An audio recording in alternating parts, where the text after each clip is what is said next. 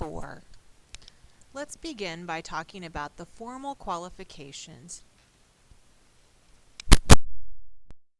Executive branch, or also known as the Presidency, Lesson 4. Let's begin by talking about the presidency with formal qualifications. Surprisingly enough, there are only 3 requirements that one must meet in order to run and become President of the United States. They are age, citizenship, and residency.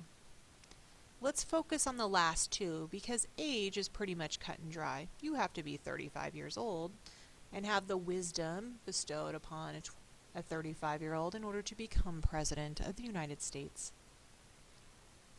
The framers thought that a natural-born citizen would be the likely choice to run the country. They felt like an immigrant that would come here later and become a citizen later in life would not be a good choice, which that concept is kind of interesting. If you really think about it, the framers were all immigrants from other countries, or their predecessors were.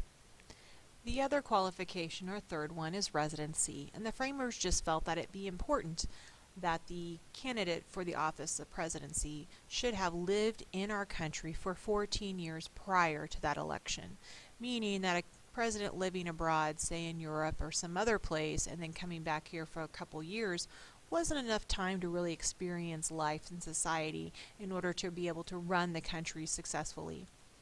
As we proceed through the PowerPoint, I invite you to read and pause the trivia that you'll see on each slide. Informal qualifications. These are not written into the Constitution. They are not formal qualifications. Informal qualifications are, instead, things that most presidents have met.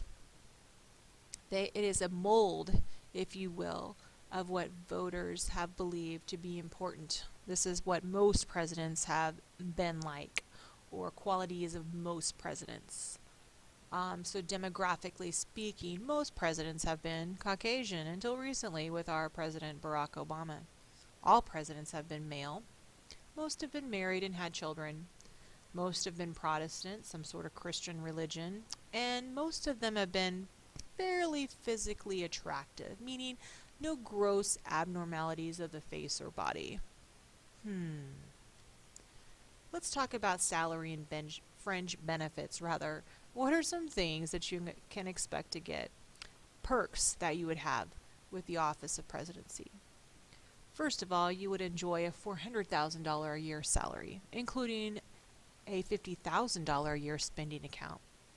This is great because chances are you probably still own your home in your home state. So there will be bills and upkeep and maintenance needed for your home that you will probably keep in your home state. That way when you're done with your office of presidency, you have a residence to go back to. You have a vacation home, Camp David. This is nice to be able to have a spot where you can go and relax. The White House goes without saying. You have people waiting on you hand and foot. You have a very lavish, beautiful, historic home in which to live. Air Force One, which really is a miracle in and of itself. Just the sheer size and the staff and everything that it takes to get this airplane up into the air and running. It is, if you will, a flying White House. Cars and the motorcade of transportation, the Secret Service needed to keep you safe as you move about the country and the world, and a presidential yacht for those times that you would like to go out at sea and relax. Let's talk about term. The term limit is 10 years for the president. That is, the term is 4 years, and the limit is you can serve a max of 10 years. Makes sense, right? 4 times 2 is 10. Wait a second. Is that right? I'm no math teacher, but does 4 times 2 equal 10? Actually, it does not. You probably figured that out, and that is not a mistake on this PowerPoint slide. This is actually the term limit. This allows, if there's secession where a president might die and the vice president takes over, it allows for that too. So let's say there's a president and a vice president, and 1 year until the president's term, The president dies. The vice president takes over and serves the remaining 3 years of his term, and then runs for election on his own term, winning office, serving another 4 years. So you have 3 plus 4 is 7. Now, if you think about it, could this person run for a second term of office? The answer would be no, because at this point, that person is at 7 years. If you add another 4-year term to that, that would be 11 years, and that would be over the maximum allowed 10 years. So you can think about it that way. Now, if the same situation happened and they were 2 years into their term and the president died, that vice president would take office and serve out the remaining 2 years and then run for election and win, serving 4 years. So 2 plus 4 is 6. And then that person could actually run for a second term, their own term, for another 4 years, because 6 plus 4 is 10, and this would not go over the 10-year maximum limit. Now, order of succession. What happens if something happens to the president? He is assassinated or he dies. We have a way of dealing with this. It's called the order of succession. Now, logically speaking, based on what we just talked about, the vice president is going to be the first one in line. This is why the vice president oftentimes is not in the same place as the president, just to keep things totally safe. If something were to happen to the president, the vice president is not subject to the same catastrophe, if you will. The second person in line would be the Speaker of the House. So if you ever watch the news and you hear things about Congress, you'll hear a whole lot about the Speaker. And that's because the Speaker is the House Majority Leader and is an important person also in the order of succession. Now, from here, we keep going. We go through the Senate. We have the President pro tempore, who is the president in the absence of the vice president, who would be the third in line. And then we go on through the president's cabinet, Secretary of State, Secretary of Treasury, and so on. Presidential disability. What happens if something happens to the president and he is not dead, but maybe incapacitated? This actually comes from one of our amendments, the 25th Amendment. The vice president can, under this amendment, become acting president if the president informs the Congress in writing that he is unable to perform his duties, or the vice president and the majority of the cabinet together inform Congress that the president is incapacitated. Now, A would occur if the president were going to undergo some sort of test or surgical procedure in which it was planned. I know that I'm going to have a surgery to remove a gallbladder. So as president, I would pass over duties to the vice president.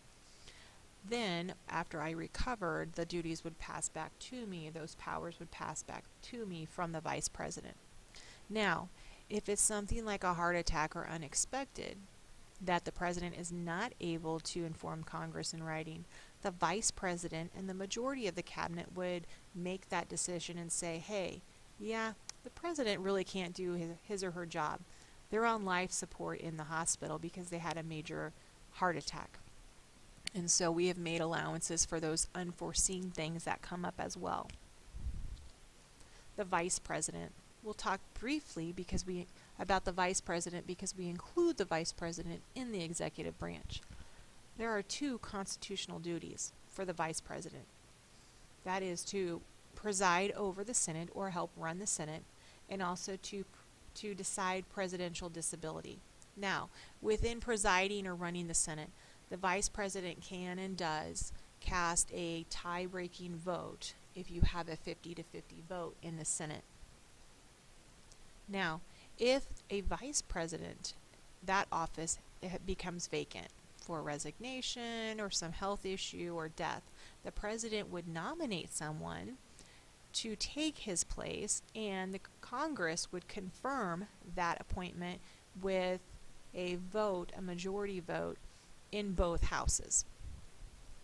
Now, let's talk about the job of the presidency. There are a few roles in which the president serves within the office, the job of the presidency. So the chief of state is a ceremonial leader of our country. He has welcomes dignitaries from other countries and hosts state dinners and so forth. And this is the ceremonial leader. So globally speaking, when people say United States, they think of the president. So for right now, that would be Barack Obama. Chief executive. Now, to execute or to enforce the law comes from the Constitution. His duty as chief executive is to enforce the law, and he does so by overseeing Congress, signing off on bills, etc. Chief administrator means that the president is in charge of the federal government. He appoints officials to specific jobs, the Supreme Court, federal level judges also, cabinet members, etc. Chief diplomat, if you think about what diplomacy means, it means international relations. And so this is the foreign policy part of the president's job. He goes abroad and visits and negotiates treaties with other leaders of other countries and writes those treaties and agrees to those treaties and has peace talks and so on and so forth. And so this would be his job as chief diplomat. Now, the last four roles we will go over briefly. Commander-in-Chief means that he is the leader of the armed forces or the military. He can, under this role, declare war without consent of Congress because he is, if you will, the boss of the military. Chief Legislator means that the president will write and set the agenda for Congress and also signs off on approval of all bills. So vetoing or signing off on bills helps fulfill this chief legislator job. Chief citizen means that he is the leader of American morals. So he has outstanding character. Before he takes office, the other party will make sure that there are not too many skeletons in the closet, that this person is honest and responsible and trustworthy and a great father figure for not only maybe his own children but for our country. And that is super important. We have had presidents in the past get in trouble with this chief citizen concept of the role of the presidency. And the last role, chief of party, simply means that whatever political party the president represents, he or she is the leader of that party. So this would be the highest standing member of that particular political party. So for Barack Obama, who is a part of the Democrat Party, he is the leader of the Democrat Party. And if we have a president who is a Republican, he or she would be the leader of the Republican Party. This completes Lesson 4 over the executive branch, aka the presidency.